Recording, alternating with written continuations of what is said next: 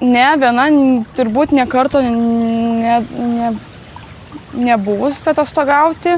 Gal kai skrisdavau gyventi Italiją, tada skrisdavau viena, bet atostogauti ne ir šiek tiek bijau, nes kaip moteriai gal ypač tokiose šalyse yra šiek tiek nesaugu. Esu iš Vilniaus. Taip, tėvai leidom skristi, nes kartu skridavo. Šiaip ir mane vieną leidžia skristi, man 22, ne 16 ir ne 14.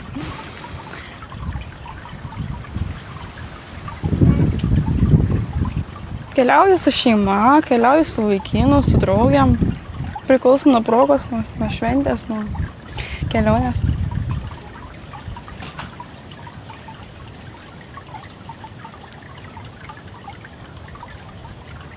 Kokių dar klausimų turit? Man 22, mano vaikino 24. Už mėnesį 25 bus. Šalis Maldyvai.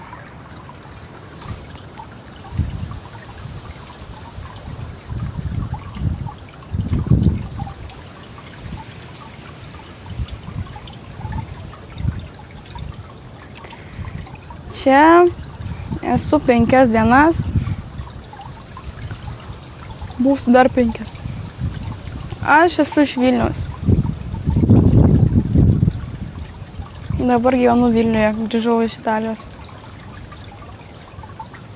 Reikėjo vaiką prigriebti į Maldyvus. Kurį vaiką? Aš neturiu vaiko. Turiu tik sesę, bet ne vaikas jau. Ai, vaikiną. Vaikinas dirba. Ant kitų atostogų.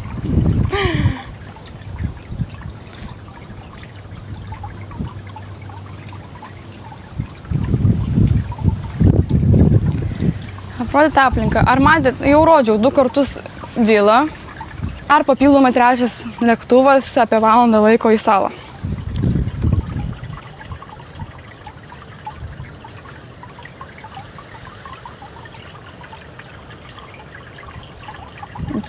Maldyvuose, čia vakarai. Kas dar?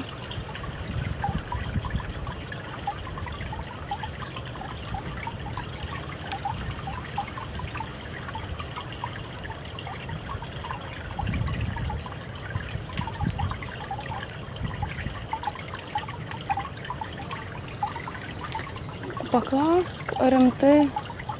O Jėzau, nu. Kaip blokuoti tokius žmonės?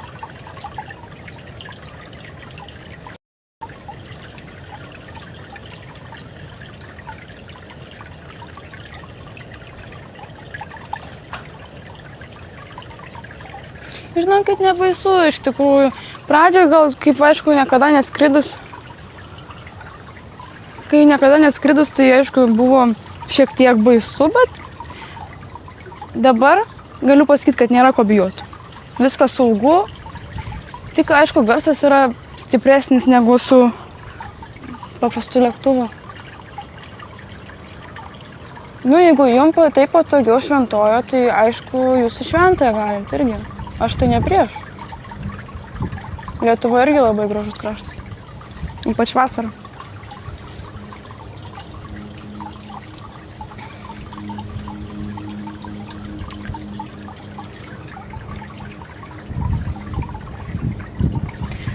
Kas dar ko užklaust nori?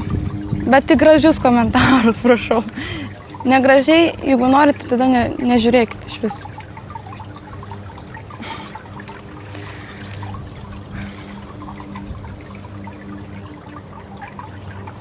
Sveiki, mes Maldyvuose, I'm from Lithuania.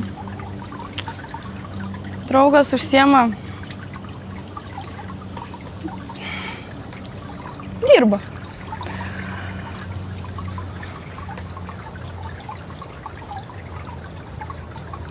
Mano brangiausias pirkinys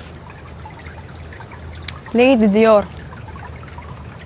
Jeigu iš rūbų klausėt ir aksesuaro, tai turbūt Lady Dior bus. Laba, man 22.